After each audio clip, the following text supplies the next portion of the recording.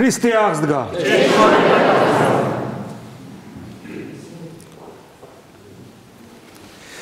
დღევანდელი დღე არის ყველაზე დიდი დღესასწაული სამყაროში. თუმცა წმინდა იონე ქროპირი ამბობს, რომ ყველაზე დიდი სასწაული, რაც სამყაროში მოხდა, ეს არის ის, რომ ღმერთი ადამიანად მოვიდა. ანუ ღმერთი პიროვნულად ღმერთი გახდა ადამიანი და ყველაფერი მე უკვე აქედან გამომდინარე არის. მაგრამ ეს მართლაც ესეა.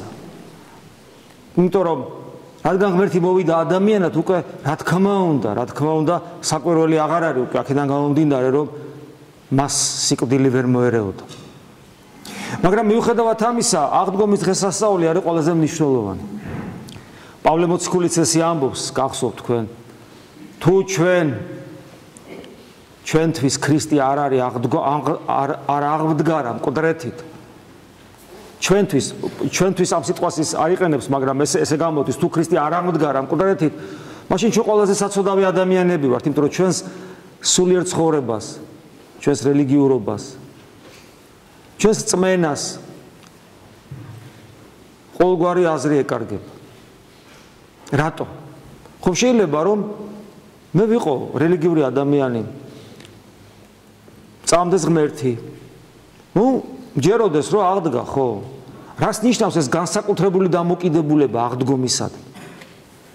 და რას ნიშნავს რწმენა აღდგომისადმი? დაჯერებულობას იმას, რომ მე მჯერა რომ აღდგა. ეგრე მე მაგალითი მომიყვანია ხშირად ენგელსია სიცოცხლის ბოლოს, მანაც დაიჯერა რომ იესო ქრისტე აღდგა მკვდრეთით. დაიჯერა იმიტომ, ოღონდ ეს რწმენა არ იყო.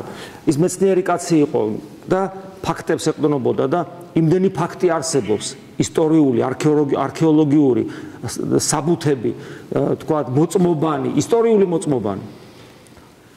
ამ შემთხვევაში ისტორიულ დასაბუთებაზეა საუბარი. რომ ამ ფაქტებს ვერცად ვერ წაუვიდოდა. ხო და ამიტომ მანაც დაიჯერა. და მერე რა?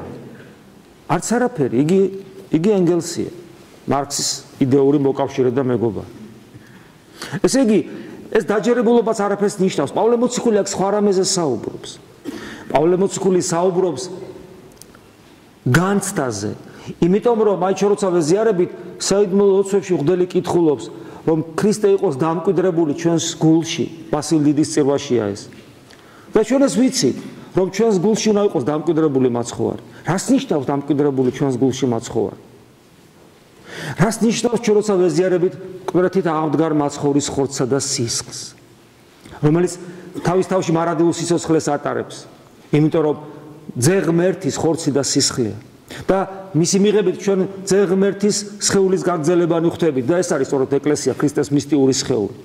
ანუ ქრისტეს მისტიური სხეული, ანუ ჩვენ, თითოეული ჩვენთაგანი მკვდრეთით აღდგარი მაცხოვრის ხორცისა და სისხლის გაგრძელება. რას ნიშნავს ეს? ეს შეიძლება ვიღაცა მიფიქროს, რომ ეს ცარიელი სიტყვებია, სიმბოლოებია მკვდარი. ხო, სიმბოლოები, არსებობს მკვდარი სიმბოლოები. არსებობს მეტაფორა. მეტაფორა არის, მკვდარი სიმბოლოებია, თუ რეალობა არის. მაგრამ თუ მეტაფორაა და თუ მკვდარი სიმბოლოებია, მაშინ რატო უსვავს პავლე მოციქული ხას ესე, რომ თუ ჩვენში ეს წმენა არ არის, თუ ჩვენ არ შეგვიძლია ვიყოთ მოწამენი, დღეს რომ აღმოვიკითხეთ სამოციქულოში ქრისტეს ცხოვრებისა და მისი ჯვარცმისა, ტკივილისა და მისი აღდგომის მოწამენი თუ არ ვიქენით, თუ ჩვენ არ დაუმკვიდრდით ჩვენს ქალაქ იერუსალიმში, ანუ ჩვენს გულში, მანამდე სანამ ძალას არ შევიმოსავთ ზემოდან, როგორც მოციქულებს და ამით თითოეულ ჩვენთაგანს უთხრა და იერუსალიმი იცით სიმბოლოა გულისა. ანუ ეს ყველაფერი რეალობაში მყოფობას გვაიძულებს. იმ რეალობაში, რომელსაც მარადიული სიცოცხლე ქვია, ოღონდ არა ჩვენგან შორს მიღმა და ჩვენგან განშორებულად. თუნდაც გარდაცვალების მერე, არამედ ეს ნიშნავს მარადიული სიცოცხლის ჩვენთან მყოფობას. აი აქ ჩვენთან, ჩვენს ცხოვრებაში, ყოველდღიურობაში. აი ისე პავლე მოციქული რომ ამბობს, რასაც არ უნდა იქმოდეთო, და სხვა ადგილას ჩამოთვლი, საჭმელი, სასმელი, დაძინება, გაღვიძება. რასაც არ უნდა იქმოდეთ ყველაფერს ღვთის სადიდებლად იქმოდეთ, აი ამას გულისხმობს ყველაფერში. აბსოლუტურად ყველაფერში. ერთხელ მე გონი შაბათსაც რაღაც მოგიყევით და მე ისევ მინდა გაგახსენოთ, ალბათ საკითხული გაქვთ. პაისი ათონელს უკვე წმინდა ღირსი მამა, წმინდანად შეირაცხა ეს დიდებული ადამიანი და მას ყავს სულიერი შვილები, ცოცხლები არიან მისი, იმიტომ რომ ახალი გარდაცვლილია და ეს მწერალია ეს ადამიანი და ესეთ რამეს ეკითხება თავში მომივიდაო ესე როგორ რა მეკითხაო, ნუ როგორია ხო ესეთი რამე რო კითხვა, რასაც ახლა მე თქვენ გეტყვით, მანქანაში მგზავრობენ ეს აჭესთან ზის, мама პაისი გვერდზე უზის და როგორია ღმერთი ეკითხება. ნუ იმდენად დიდი იყო მის თვალში მისი მოძღვარი, რომ ფიქრობდა რომ ის პასუხს გასცემდა. და კითხვა სულელურია თავისთავად ცხადია, იმიტომ რომ როგორია ღმერთი ეს რომ ესე გამოითქმებოდეს, მაშინ ეს დაიწერებოდა. ყველაზე დიდი რაც დაიწერა ამასთან დაკავშირებით არის ეს, რომ გვიჩვენე мама და კმარ ჩვენდაო ფილიპე უნება და ფილიპე ამდენ ხარ ჩემთან ახარ და არიცი რომ ვინც მე მიხილა мама იხილა, აი დამთავრდა. ეხლა ჩვენ ესე ვითარგმნოთ საკუთარი თავისათვის, ვინც მე მეზიარება, ის მამას ეზიარება. თქვენ ღმერთთან აზიარები ხალხი ხართ და რა კითხვას სვავთ? კითხვა სულელურია. ეს აღიარებს ეს ადამიანი ამას. მაგრამ საოცარი იყო შედეგი ამ კითხვისა. რა თქმა უნდა, мама პაისმა, წმინდა პაისმა პასუხი არ გასცა. დადუმდაო, საუბრობდნენ, დადუმდა, თავი ჩაღუნა და გარიმდებული იქნა. და კარგახანი დუმდა ეს. და უცებ ეს ადამიანი ყობა, მაგრამ რა განწყობები და განცდები დაეწყო. უცებ ვიგრძენი, რომ ყველგან და ყველაფერში. თვით მანქანაშიც კი რაშიც ვზივარ. ყველგან და ყველაფერში არის ღმერთი. ოღონდ არა პანთეისტურად ხო გესმით? არამედ მანქანა კი არ არის ღმერთი და მატერია კი არ არის, ყველგან და ყველაფერში.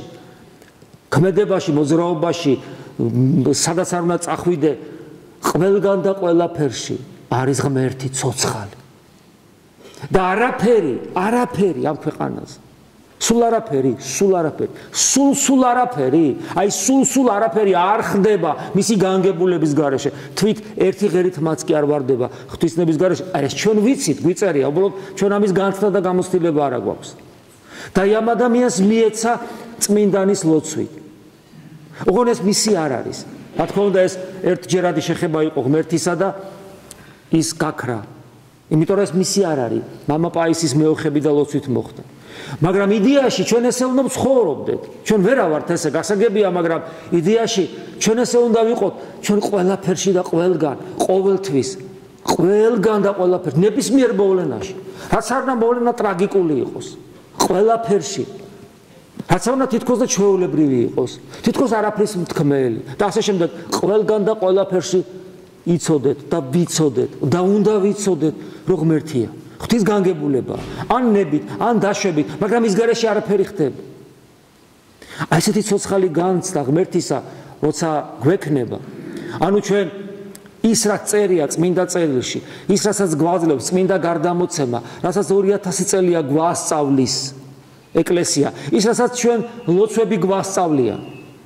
აი მაგალითად მამაო ჩვენ რასაც გვასწავლის.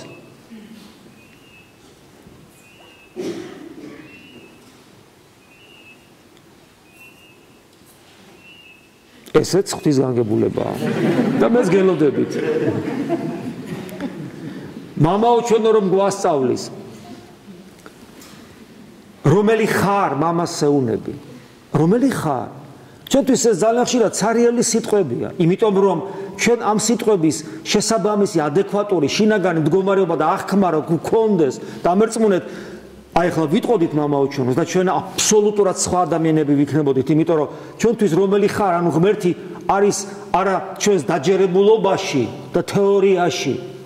მოგწამს კი ბატონო, მაგრამ ესმენა ხო ღმერთის საჩუქარია, არამედ ჩვენს რეალურ განცდებში, რეალურ ცხოვრებაში, რეალურ ურთიერთობაში, ჩვენ მასთან მუდამ ურთიერთობა გვექნებოდა.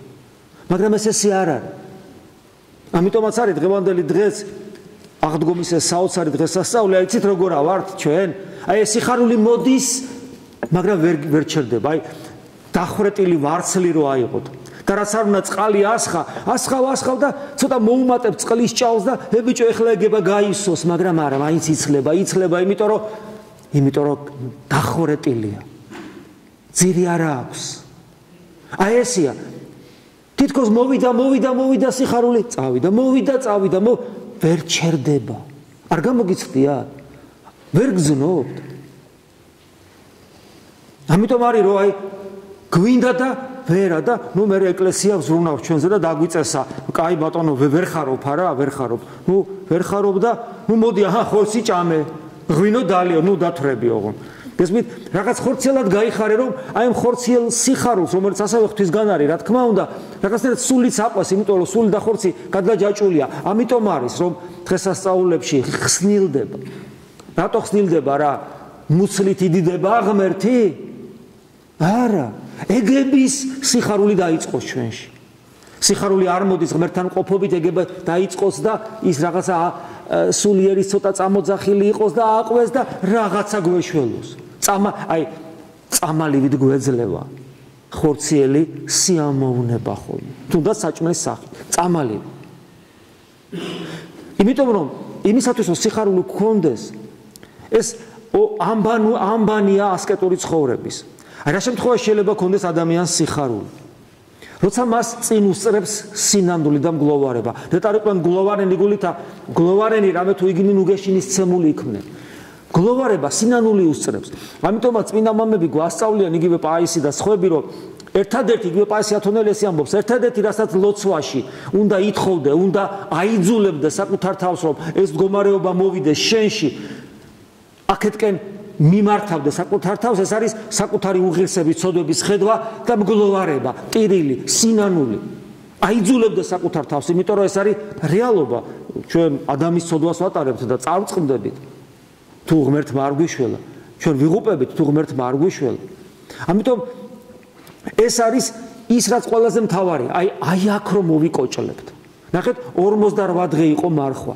აი ამ 48 დღეში რომ მოვიკოჭლებდით და ის ფრემასურის ლოცვამ რომ ჩაიქროლა ყველა იმ სინანულის საგალობლებმა რომ ჩაიქროლა იმ პირველ შეწირულებმა რომ ჩაიარა არ შეგხვებია და ასე შემდეგ და შემდეგ იმიტომ რომ მე გვიჭირს იმიტომ რომ აი იქ რომ არ ვაიძულებდით თავს შემდეგ სიხარულს ვეღარ განვიცდით თუმცა მადლი უსაზღროდ იღვრება იქაც რომ ძველებურად ცხოვრობდით იმ 48 დღეში აქ სიხარული განცდის უნარი აღარ გვაქვს იმიტომ რომ აი ამ სიხარულს ხელოვნურად ვერ გამოიწვევ გლოვარება შეიძლება გამოიწვიო სიხარულს ვერ გამოიწვევ იმიტომ რომ თუ სიხარული ხელოვნურად გამოიწვიეს ხიბლია ხოლო გლოვარება ნამდვილია იმიტომ რომ სამგლოვია რო გვაქვს სიხარული ხიბლია იმიტომ რომ სასიხარულო არ გვაქვს იმიტომ რომ ადამიანი იღუპება სიხარული ღმერთის საჩუქარი უნდა იყოს საჩუქარი გეძლევა მაშინ როცა შენ გლოვარებაში ვარჯიშობ ასკეტიკა ვარჯიშს ნიშნავს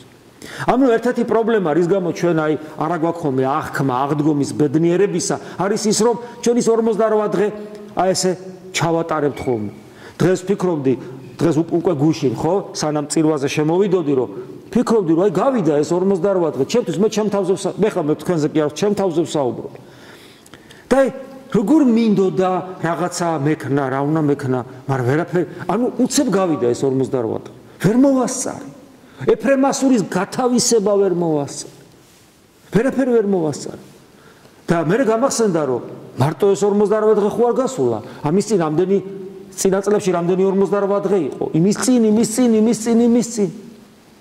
უკვე 54 წლისა ვარ უკვე სიბერეს გძნობ ჩემზე ბებერები უფრო გულები დაეთუთქა ჩვენ რა გვეშოლებაო მარტო ბიოლოგიურ სიბერეზე არ არის საქმე თქვენ ახალგაზრდები ხართ თქვენ ბავშვები ხართ შვილები ხართ ჩვენ მამები ვართ აბა მაგრამ მეორე მხრივ ნახეთ დრო გადის მე თუ აი დღევანდელ დღეს 54 წლის ასაკში ვერ მოვასწარი რომ ეს 48 დღე ღირსეულად გამელოდა ამიტომ შესაბამისი სიხარულის განცდა არ მაქვს აღდგომისა რატომ მაქვს იმის გარანტია და იმის ესეთი ოცნება რომ კიდე რომ გავარ წლები და მე მექნება როცა აქამდე მე ვერ გამოვიყენე და რატო გამოვიყენებ ახლა რატო ვერ გამოვიყენე აქამდე რა ღმერთმა არ მომცა თუ მე ვიზარმაცე რა თქმა უნდა მე ვიზარმაცე რა თქმა უნდა მე ვერ მოვინდომა ეს უფროსშვილს რო ეუნება ხშირად მომიყვანია ეს მაგალითი უძღებიშვილის მამა უფროსშვილს ჩემი ყოველივე შენია რა თიკანი რის თიკანი ჩემი ყველაფერი შენია იმას თიკანი უნდა აი იმეც ესე თიკანი მინდა და ღმერთი რომ თლიანად მეძლევა ეს არ მინდა და იმიტომ არის ესე და ამიტომ არის რომ აი გავიდა ამდენი წელი და ისევ ისევა რა გარანტია მაქვს რომ მთელი ცხოვრება ესე არ ჭავა რომ გავხდები 94 წლის ღმერთმა უმაცოცხლა და იგივეს ვიტყვი რომ ბიჭო გავიდა ეხლა კიდე იმედი მაქვს რომ ცოტა შეიძლება ვიცოცხლო და აი 94 წლის რო გავხდები რის იმედი მექნება თი მაინტერესებს და 1 საათი გავატანო კიდე დამატებით და მაშინ თუ მექნა ეს განცდა და განწყობა რომ ვერაფერი მოვასწარი მეთქი ვიღაცამ შეიძლება მანუგეშოს მამაო თავი ჩაღუნე და შეინანე კი რა თქმა უნდა მაგრამ სინანული ნამდვილი რომ იყოს ღმერთი დაგვამადლის იმ სიხარულს რომელიც მოციქულებმა განიცადეს იმ ბედნიერებას რაც დღევანდელ დღეს ახლავს და ყოველთვის არ მოგცემს ერთ-ერთი რაც ხელს გვიშლის რომ ჩვენ დღევანდელ დღე განვიცადოთ იცით რა არის აი რა დღეა დღეს დღეს არის სიკვდილზე გამარჯვების დღე ხო ქრისტე აღსდგა მკვდრეთით ამით არა მარტო ის დადასტურდა რომ იესო ქრისტე ღმერთია არამედ ისიც რომ სიკვდილი დამარცხდა ჯოჯოხეთში ჩავიდა ამაზე მე გუშინ გესაუბრეთ შაბათს რას ნიშნავს ეს და მრავალი თქვენთაგანი არ იყო და ძალიან მწუხდი რომ ეს ძალიან მნიშვნელოვანი დღე არის შაბათი მაგრამ ამას თავი დავანებოთ აი დღევანდელი დღე ეს არის სიკვდილზე გამარჯვების დღე სიკვდილზე გამარჯვების დღე მე რომ მთელი სისავსით ვიზეიმო მე რა უნდა მახსოვდეს სიკვდილი ჩემი ის სიკვდილი რო არის კი ვიცი აი თეოდორეს თავის სიკვდილი რო სულ ყოველთვის ახსოვდეს ამასენად ლოცულობდი და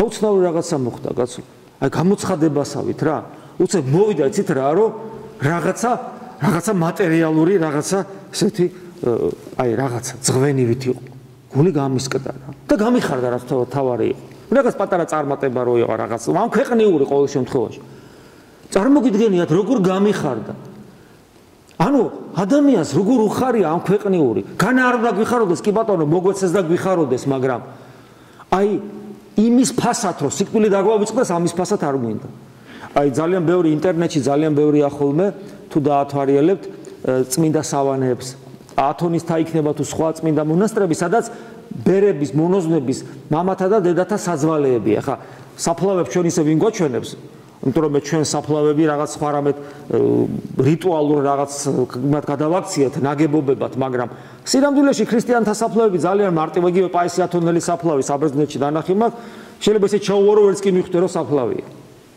და ბერები და მონასტრებში საძვალეებია და თავის ქალებს ცალკე ალაგებენ ძვლებს ცალკე ალაგებენ და მადლობა ღმერთს იმ წელსე გავახსენე საკუთარ თავს აი ეს დალაგებული ძვლები იარუსებად და წარმოვიდგინეთ ჩემი ერთ-ერთი ძვლებიც იქ დალაგდება იქ ვინ მაღირსებს ეს სხვა თემაა მაგრამ ხო დალაგდება სადღაც ხო დალაგდება აი როდესაც მე არ მახსოვს ჩემი სიკვდილი რომელიც ყოველ წამს შეიძლება დადგეს ამიტომ ფას კარგავს სიკვდილზე გამარჯვება და სიხარული აქედან გამომდინარე მე რომ მართლა მახსოვდეს ყოველ წამს რომ ჰორიზონტალურ მდგომარეობაში აღმოჩნდები და საფლავში ჩავიტკეპნები მაშინ რას ქვია არ გამიხარდებოდა რას ქვია არ ვიბედნიერებდი ბოლომდე დამარცხდა ეს ყველაზე საშინელი მტერი ადამიანისა სიკვდილი და ჯოჯოხეთის დამარცხდა მასთან ერთად იმიტომ რომ ქრისტე აღსდგა და ადამიანური ცხოვრების გზა სიკვდილით რომ თავდებოდა თვითონაც რა მოკვდარა და გააგრძელა სიკვდილით არა ჯოჯოხეთით რომ თავდებოდა ხორცით საფლავში სულით ჯოჯოხეთში ეს თავდებოდა ადამიანური ცხოვრების გზა ქრისტემ ეს ყველაფერი გაიარა და გააგრძელა არ გაჩერდა და აღსდგა და ამაღლდა ზესთა დაждდა მარჯვენით ღვთისა და მამისა და თქვა სადაც მე ვარ მინდა რომ თქვენც იქ იყოთ აი ეს ბედნიერება ჩემი საკუთრება რომ გახდა მე ეს რომ ბოლომდე მიხაროდეს მე არასოდეს არ უნდა დამავიწყდეს რომ მე ხორციელად გარდავიცვლები და მეც გავყვები ამ გზას იმიტომ რომ ქრისტე უკვე ჩემს წინამორბედად შევიდა სასუფეველში და გაიარა ეს გზა და გამიჭრა ეს გზა აი ეს ყველაფერი არის მიზეზი იმისა რომ მე ბოლომდე ვერ ვითავისებ თუმცა როგორც დღეს წმინდა იონო ქროპირმა აღმოგვიკითხა, მიუხედავად იმისა, რომ ჩვენ მე-11 ჟამის მუშაკნიც არა ვართ. ჩვენ საერთოდ ვინა ვარ და სადა ვართ, მიუხედავად ამისა, წმინდა მამის სიტყვებით, ნუგეშინის ცემული ვარ მე და ალბათ თქვენს იმედი მაქვს და მწამს ჩემი უფლის, ჩემი ღმერთის სიყვარულისა, რომელიც მიუხედავად ჩემი ნაგავისა მაინც არ დამტოვებს და დღესაც მომცემს ჩემ წილ პატარა საცოდავ სიხარულს არა დამსახურებისა გამო, არამედ ისე საჩუქრად, რომ კიდევ ერთხელ გამომაფხიზლოს და კიდევ ერთხელ მეტად და მეტად მომანდომოს ღმერთი, რომელიც ჩემი ცხოვრების არსი და მიზანია. ამინ. ქრისტე აღსდგა. მადლი უფლისა ჩვენისა იესო ქრისტესი და სიყვარული ღვთისა და მამისა და ზიარება სული საწმინდისა იყოს თქვენ ყოველთა თანა. ამინ.